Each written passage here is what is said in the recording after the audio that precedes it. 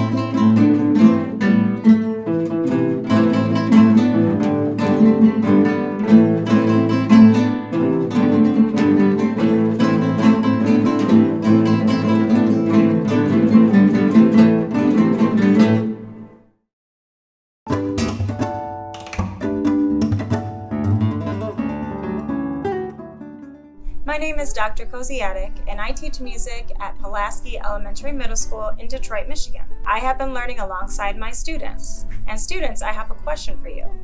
For the past 2 years, now that you've played guitar for a while, what is something you're most proud of as you've made this progress? Hi guys, my name is Princess Smith, and I'm most proud of learning like frets and stuff and the music. We've been learning Ode to Joy, I Ready song, Took the Little Star, Fiery Dance song, and I had a good experience. Made progress how to alternate my fingers, how to hold the guitar, how to do the thing, and when I need help, I can ask the teachers for help. Hey y'all, my name is King Smith. I started learning guitar when I was a little kid. After I was a little kid, I started learning A's and B's and C's. Then I started learning the frets. I started needing help with Dr. K and Mr. O. Then they started helping me with all the joy, and that's it. I love learning my notes, the songs. I know how to hold my guitar. I love playing with my friends. I love learning new songs so I can play them. I've been learning new parts of the song, like Ode to Joy, Chant, Do Re Mi Tesoro, and multiple songs like that. And it's been a great experience for me.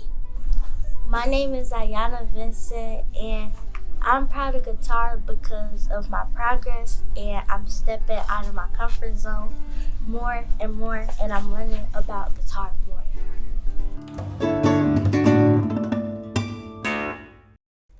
I first met Douglas Lora in 2018 when lead guitar invited the Brazil guitar duo to play a series of concerts in Tucson, where Douglas's inventive musicianship and ability to connect with kids was on full display. Now that he's living in LA, we could not miss the opportunity to get him in front of our Los Angeles schools. Douglas recently visited El Sereno Middle School and Belmont High School to meet and perform for our students. Let's take a look.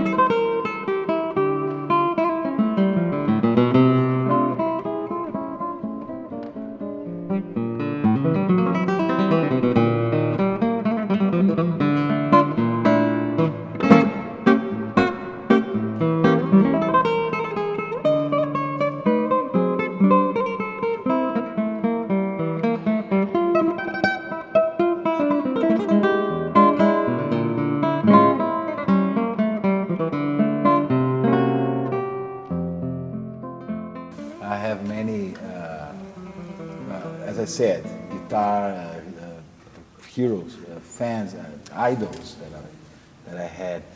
And you know, there is a band, metal band, called, I don't know if you, probably guys know, called Sepultura. It's from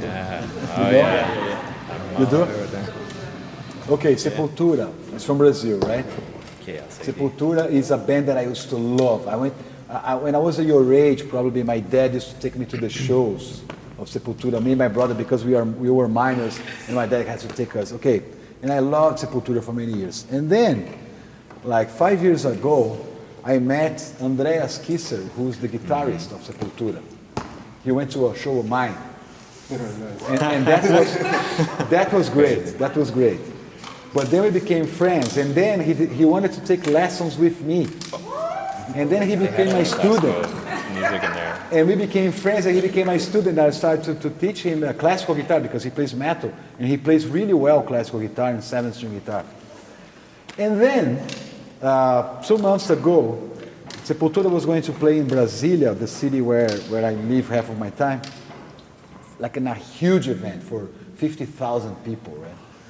And I say, hey, Andreas, you're playing here, that's great, I'm gonna go. Oh, you're gonna go and you're gonna play one with us. And you're gonna sit on the stage. And then I went to the stage with Sepultura for 50,000 people, man. And I played one piece for one song with them, you know. So that was a great moment for me too. Yeah. So yeah. And it's amazing when these people that inspire you, you know, you can get close to them. And sometimes people that are close to you already, they can be your inspiration, you know, a friend of yours, a teacher, a relative. Yeah, they can be big inspiration.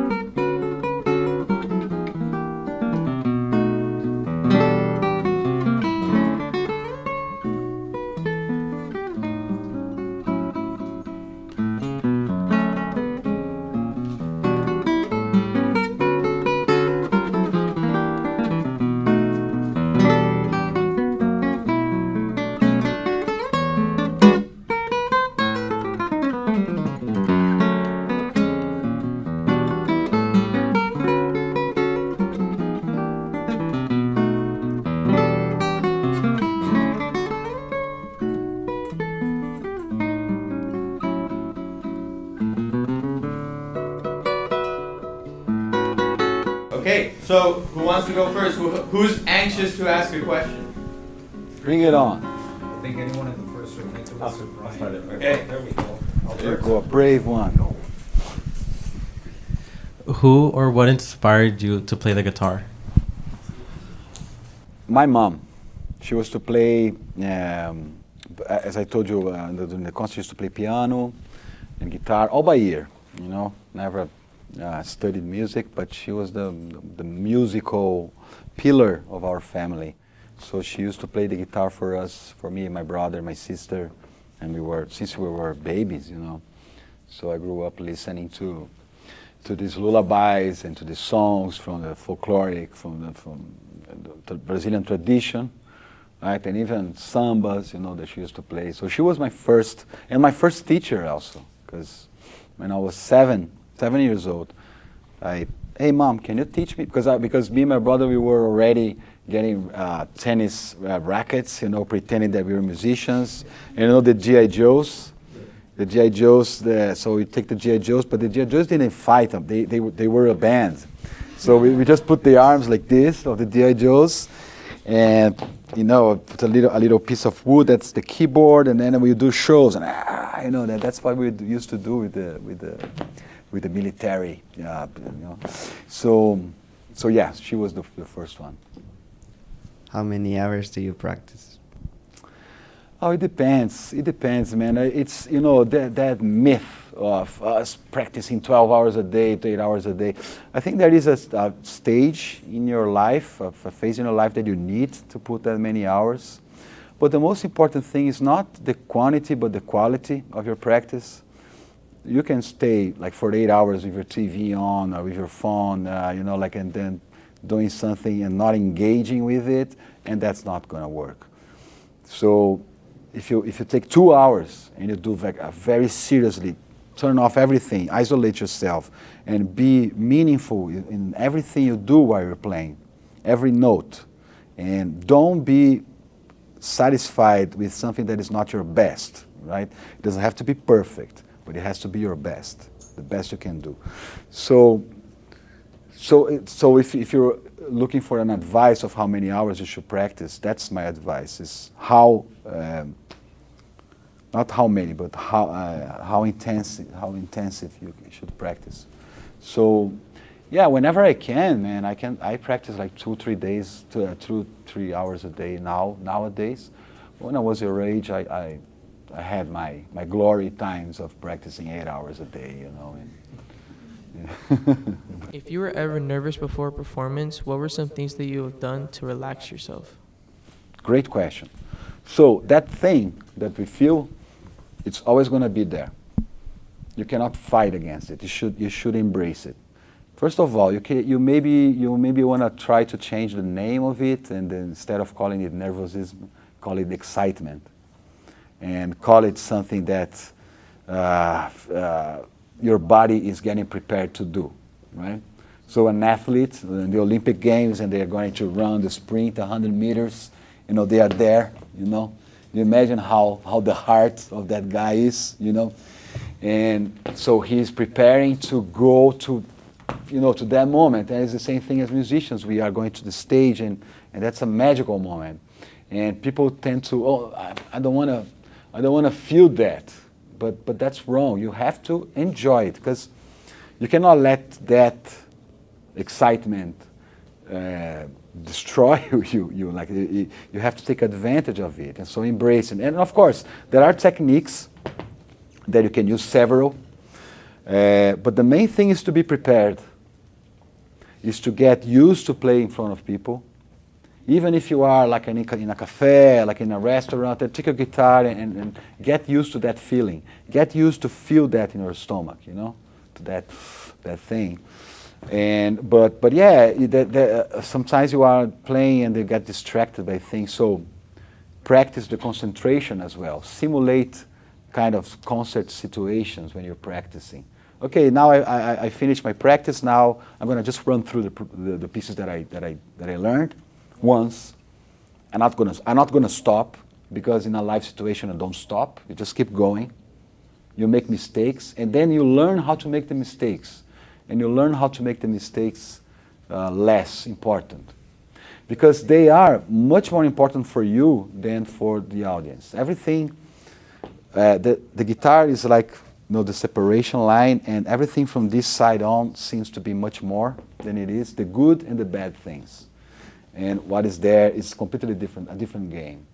So the mistakes that you do here can seem like a tragedy to you, but it was nothing. And if you don't acknowledge them, because usually a student play a note and he does like this, or he smiles, or he does like this. That's an acknowledgement of a mistake, and that's going to tell the audience, yeah, he made a mistake. Oh yeah, I made a mistake.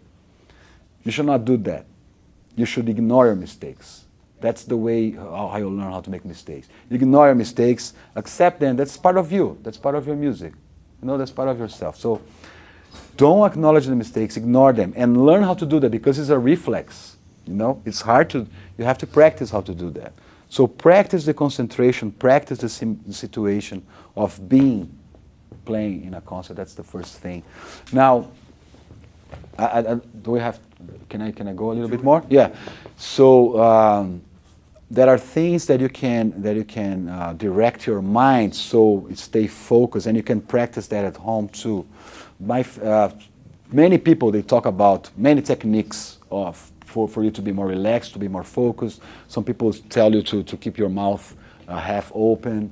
So, you know, the breathing, focus on your breathing, focus on a part of your body, you know. And the one that I like, that I think is more poetic, it's the sole of your feet.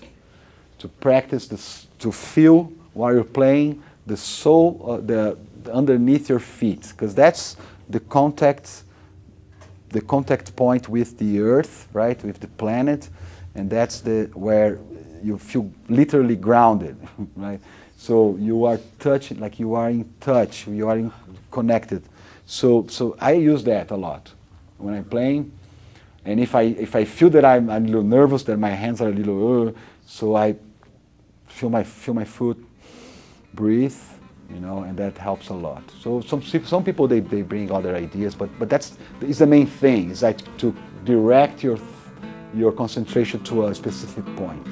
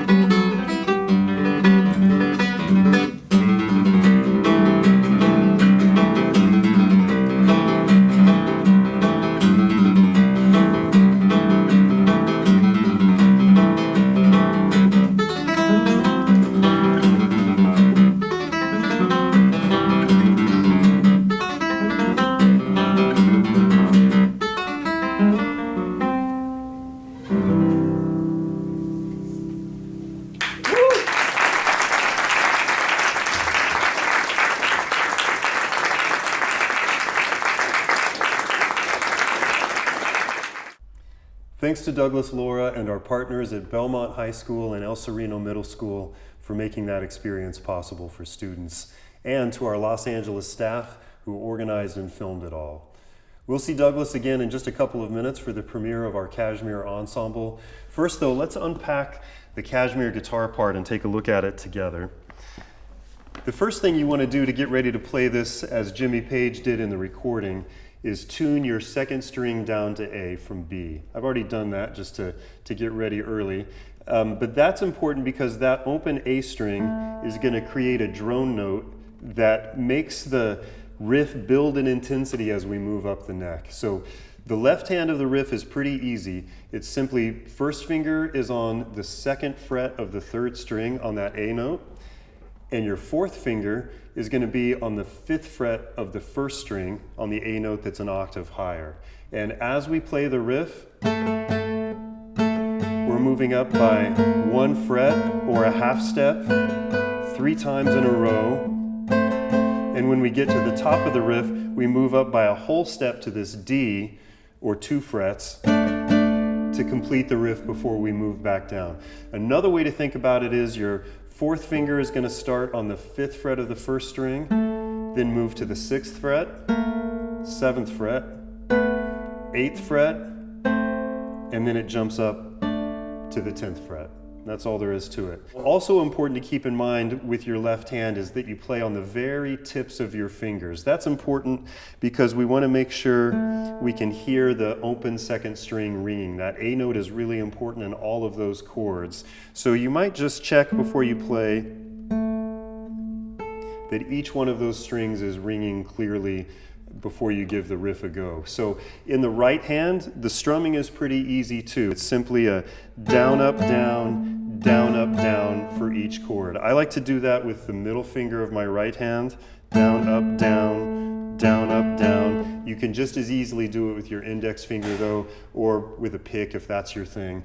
So it's simply down, up, down, down, up, down, down, up, down, down, up, down, down, up, down, and so on, right through the entire riff.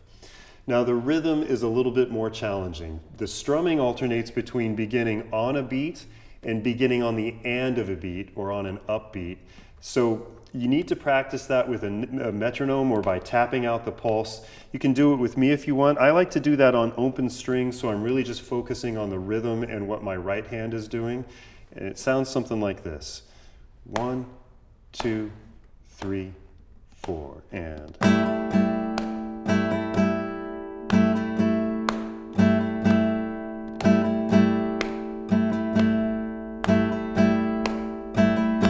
So very important that you have a firm understanding of where your strums are coming within the pulse so that you feel the groove and you keep giving that riff forward momentum. Two other things to watch out for are, even though we're in 4/4 time, the chords are actually changing every 3 beats, and that can be a little confusing, especially if you're listening to, say, the drum part that's in the original recording. And also difficult is when that riff loops. When you go back down to the beginning, you only play the first chord 1 time instead of 2 times, because the high D chord we also play only once, and it takes the place of the first iteration of the A chord when we start the riff over again. So when you put it all together, it sounds like this. 1, 2, 3, 4. 1, 2, 3, 4. 1, 2, 3, 4. 1, 2, 3, 4. 1, 2, 3, 4. 1, 2, 3, 4. 1, 2, 3, 4. 1.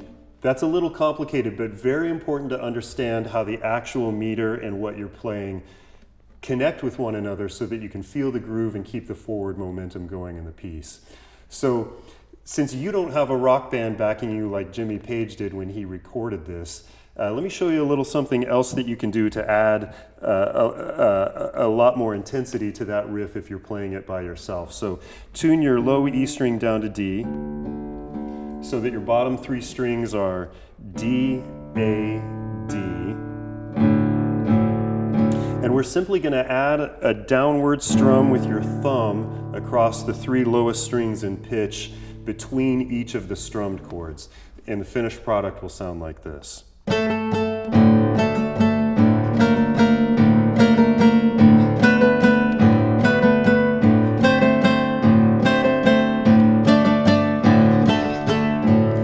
You can take that a step further if you want by turning those thumb strums into a percussion sound like this.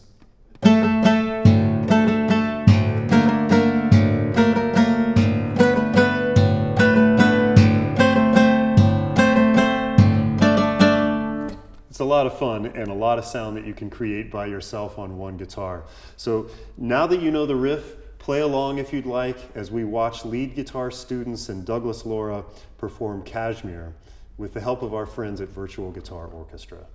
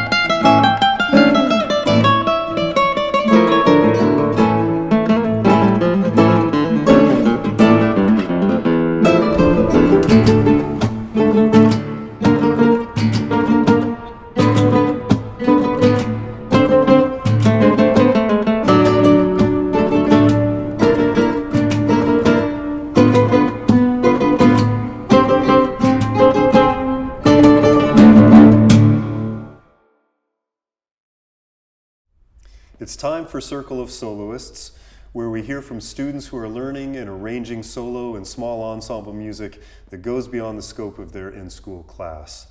Let's check out what students in Atlanta, Chicago, Detroit, Phoenix, and right here in Los Angeles have been working on.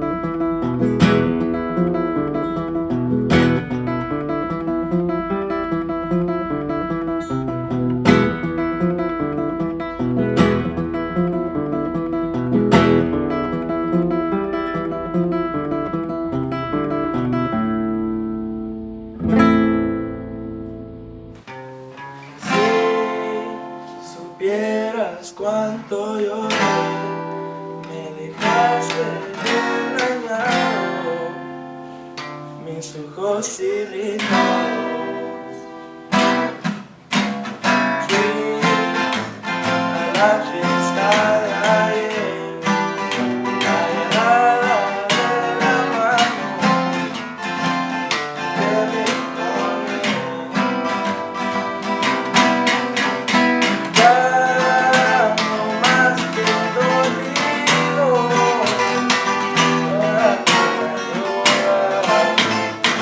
ya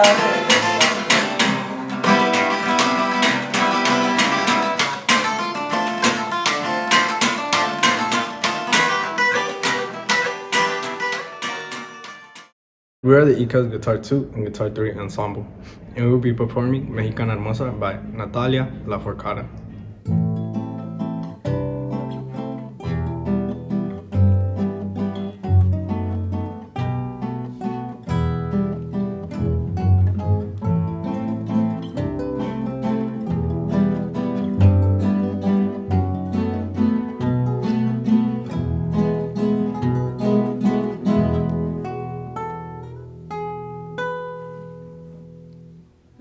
Mexicana hermosa, pantera latina, no te pongas triste, solo mira el cielo. Si la noche se cubre de estrellas, que nosotros pasamos el duelo. Si la noche se cubre de estrellas, que nosotros calmamos el no te pongas triste, solo mira el cielo, que la noche es buena para reconciliar los sueños. No te pongas triste, que tus ojos negros son la llama inquieta, dulce ardor en mi consuelo. Mexicana hermosa, morena bendita, en tus ojos negros doblo mis apuestas por tu tierra marchita y eterna. Ven a ser toda luz en su cuesta. Hoy tu tierra marchita y eterna roba besos y da primaveras.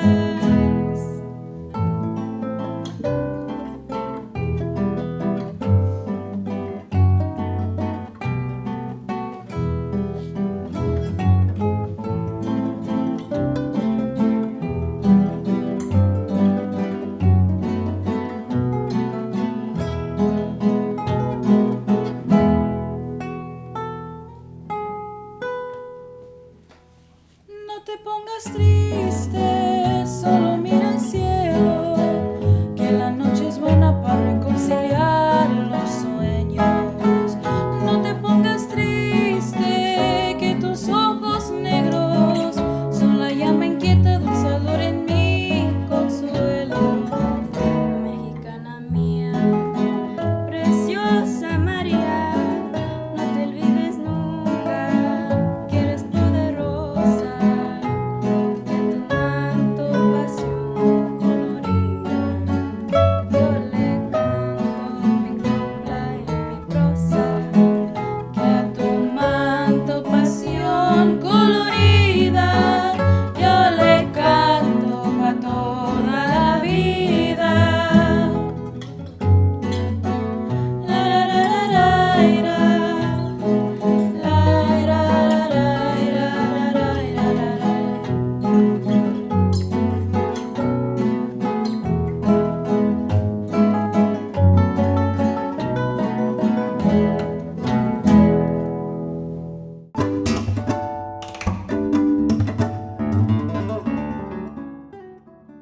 Hi, my name is Kevin Floth, and I teach at Kearney Middle School in Commerce City, and I am the guitar teacher.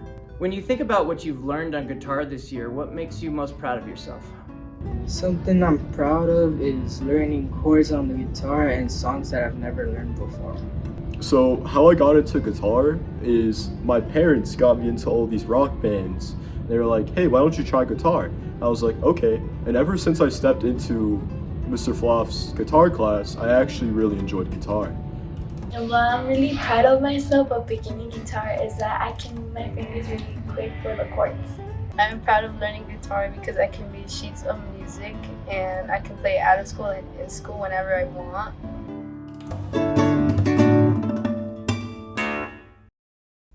Before we say goodbye, I want to thank our dear friend Douglas Lora for sharing his astounding talent, personal warmth, and positive energy with students here in Los Angeles and with all of us. I also want to thank the many school teachers and teaching artists who helped encourage, make, and submit student videos, and our students who put in the extra work to learn an ensemble part or a solo and share it with our community. Let's close the show now with one more performance to be proud of.